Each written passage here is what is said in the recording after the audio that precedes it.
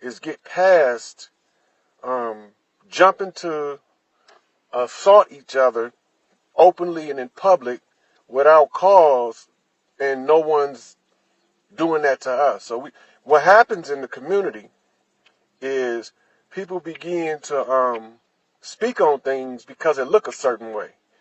But if you understood the divide and conquer mechanism and how it works, you would know that the whole system is set up to turn us against each other. And when you start to mix the rules of the street with investigative reporting, you can ask the wrong questions that can get somebody severely hurt. And that's what made me bring up James Prince, because there was a situation similar to what young Pharaoh is doing with the nation in Farrakhan. He's not really understanding what he's doing, so I'm going to touch on some of it. But until I talk to certain people, I can't openly disclose a lot of information that I will be able to once I made those ends connect.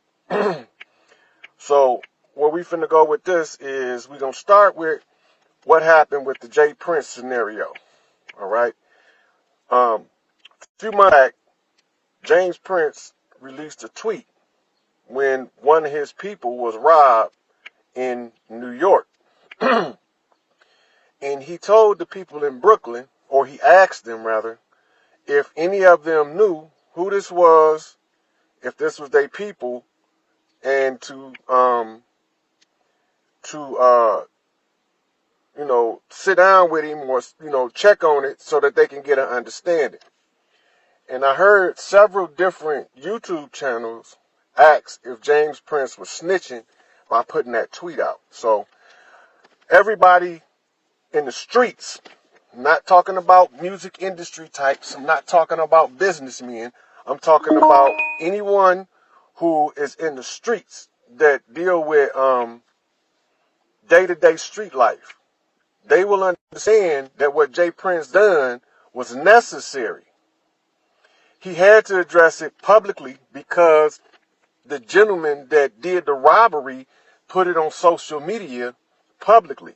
If he doesn't say anything publicly about it and give the people who are the OGs in that area the opportunity to clean it up, then James Prince would not be following the rules. So what was James Prince doing? In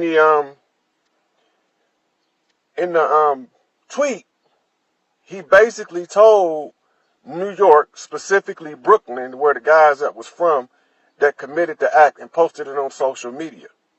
Now, nobody had never heard of James Prince going out public and openly addressing the issues that he was dealing with in the streets. He never talked street business publicly.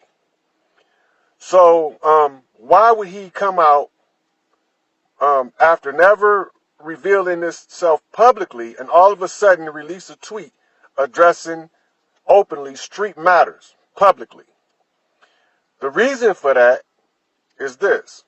James Prince know the rules of the street. All right?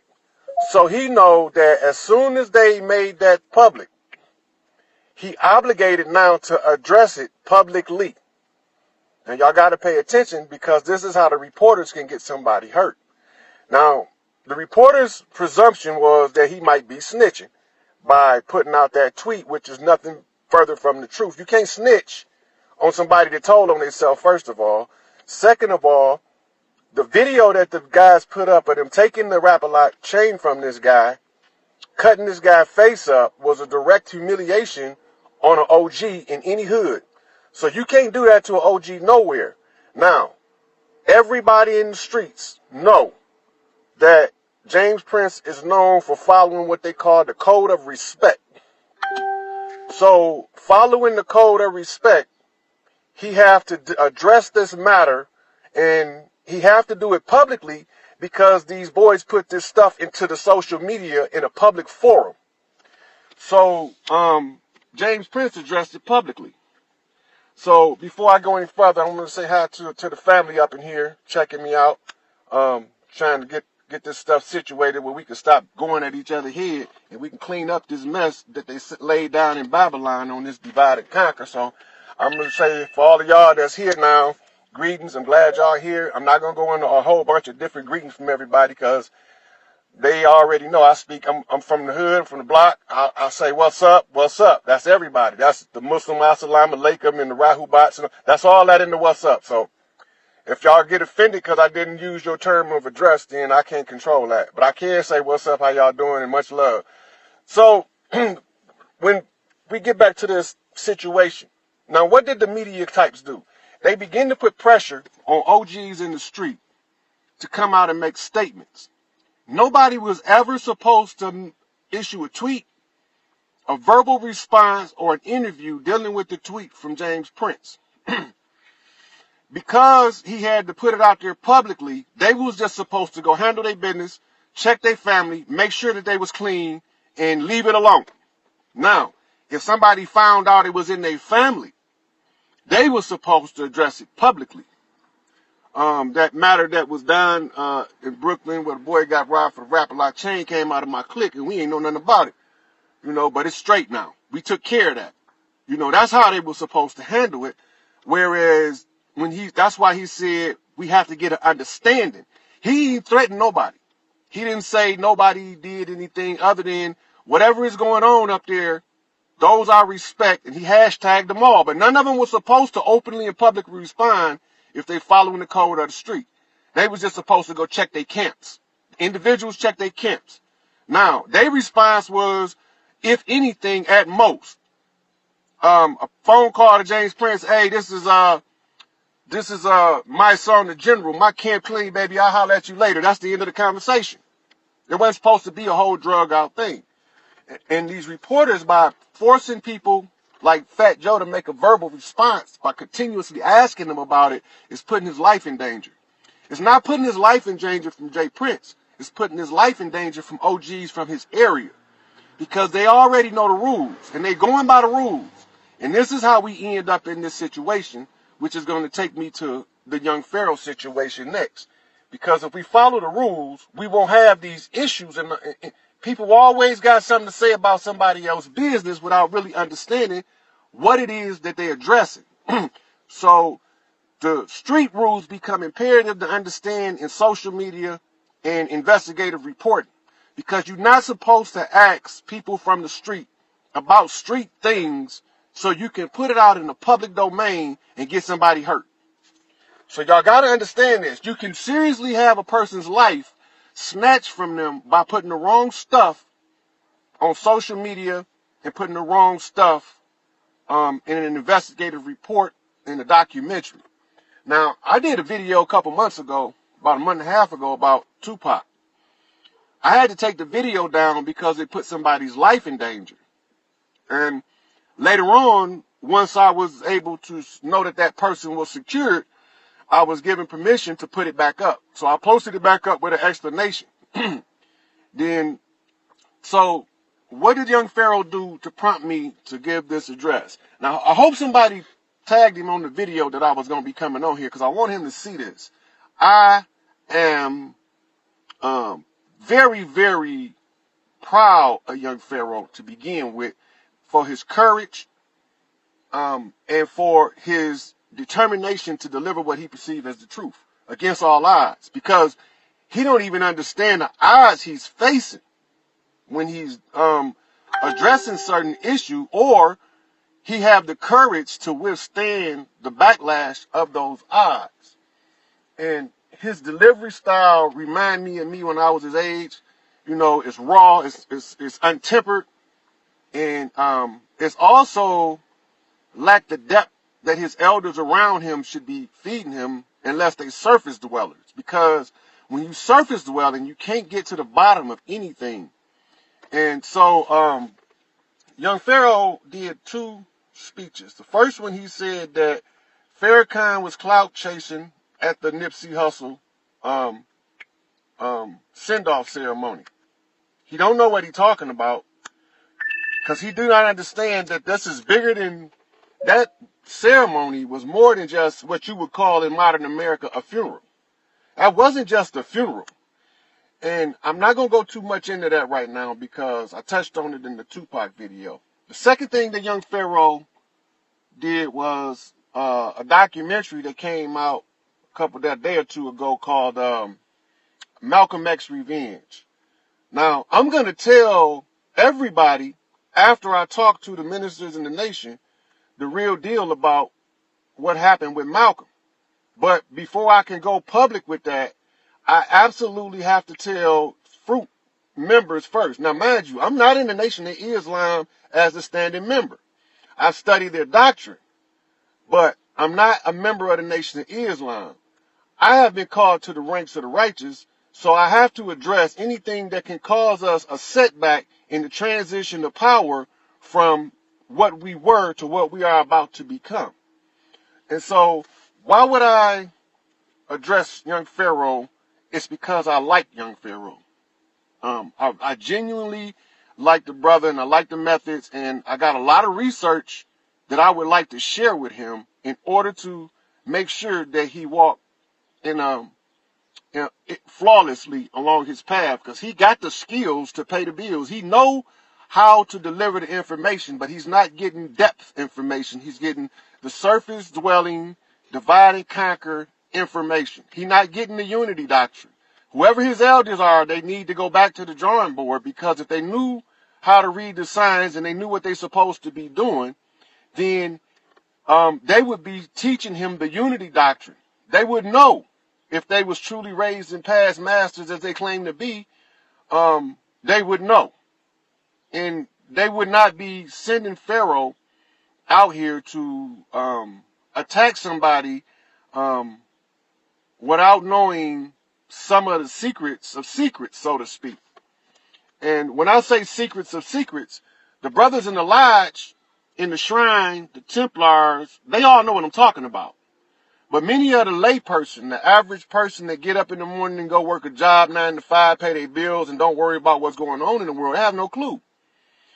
We are living in what you call a bifurcated world. Our world is broke up into two parts, the spiritual world and the physical world.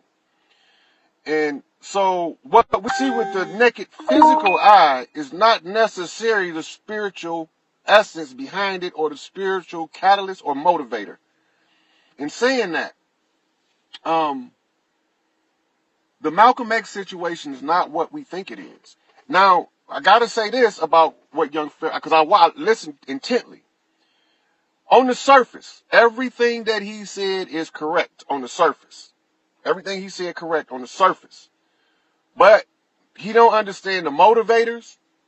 He don't understand the fact that we coming out of a redemption process for those who allowed some atrocities to take place on earth that allowed us to be persecuted as we persecuted others for a prolonged period of time, much longer than 400 years that we've been suffering.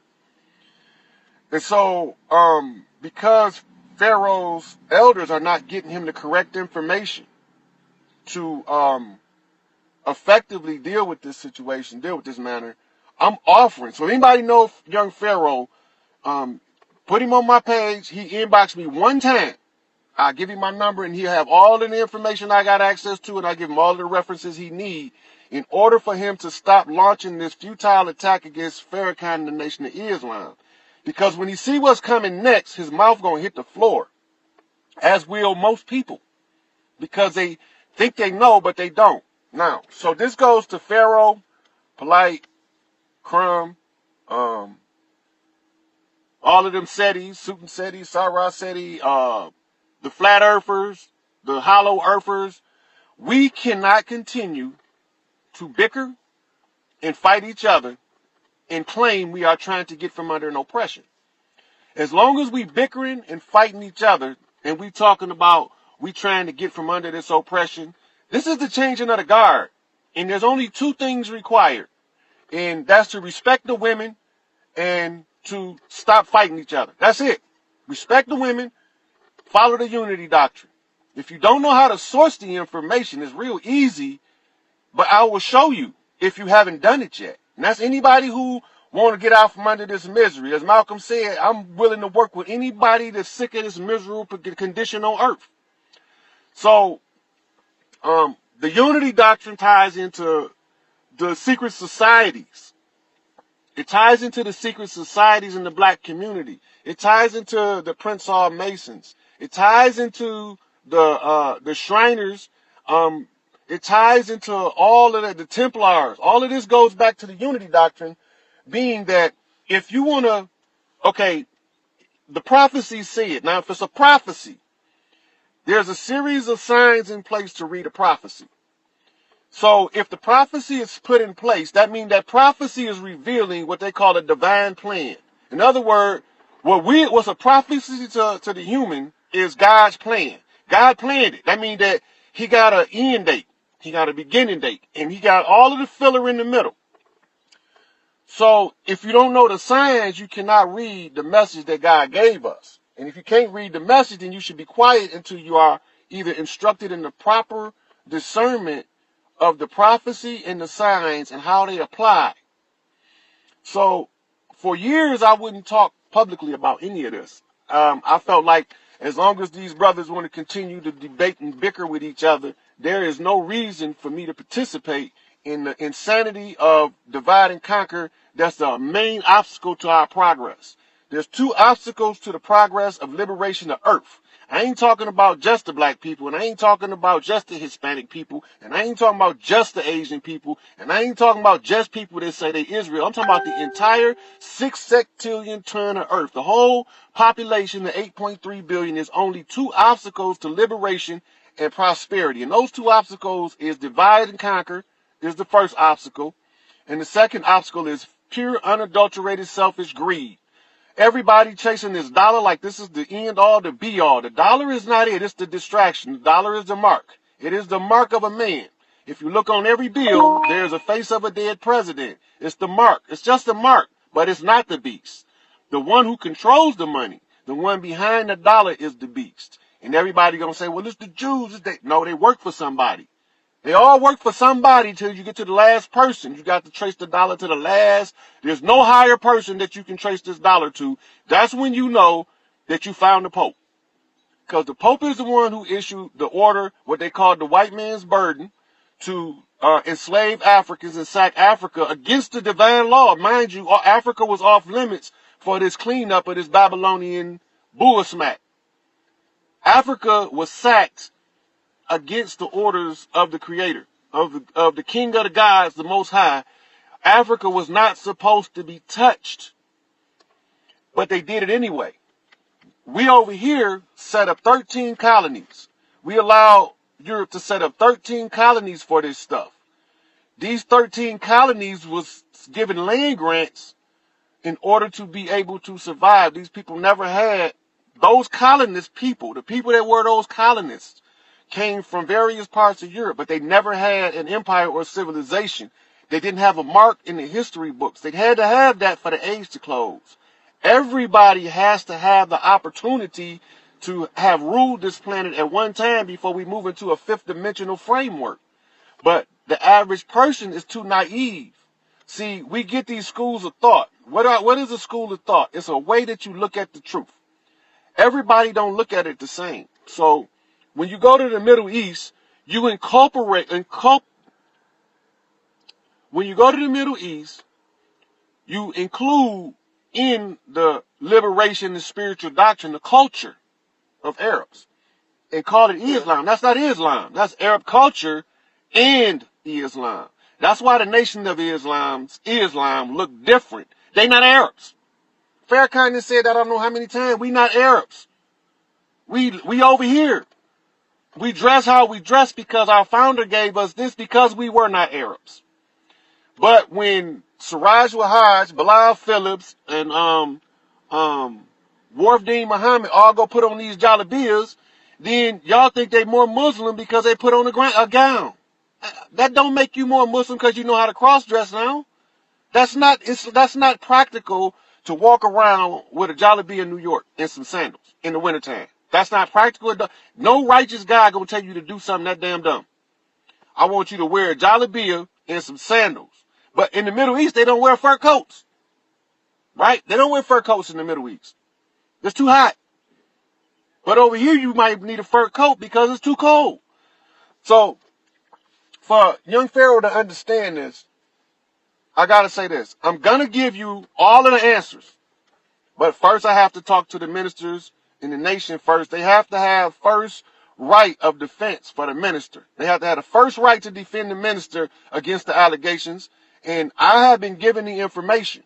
This is the information that, because these are the grievances I personally had with Farrakhan, and before I would be willing to offer my hand and work with him, these issues had to be cleared up. My issue was Khalid Muhammad. Yeah, they cleared it up with the facts. I can tell you everything what went wrong with that situation. With Malcolm was the biggest hurdle. I turned Farrakhan down, working with Farrakhan down we could have been doing this 5 years ago. But I was resistant to Farrakhan and working with Farrakhan because of Malcolm. And so in the sacred halls, they brought me Malcolm. And Malcolm thought it was a joke to accuse Farrakhan in his low level of ranking with having an instrumental role in his assassination when he had no juice. And that's the most I can say about that at this point. Now, the next thing is this. Young Pharaoh, you have a powerful voice for the youth and a powerful voice for our people. You have two ways that you can use that voice. You can use that voice to destroy us more with this divide and conquer bullshit. Or you can find some facts and you can get to know some people personally as opposed to attacking them. You can't attack